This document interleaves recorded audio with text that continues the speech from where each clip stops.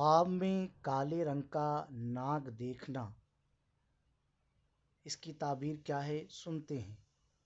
خواب میں سانپ ہو، اژدہا ہو، ناگ ہو، کالا ہو۔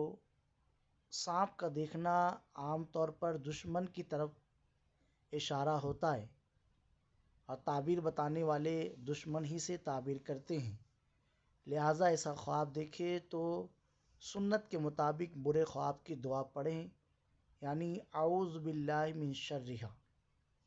اور ایک روایت میں کہ جب برا خواب دیکھتے ہوئے آنکھ کھلے تو بائیں طرف کو 3 مرتبہ اعوذ باللہ من الشیطان الرجیم پڑھ کر اس طرف تھوڑا سا تھتکار دے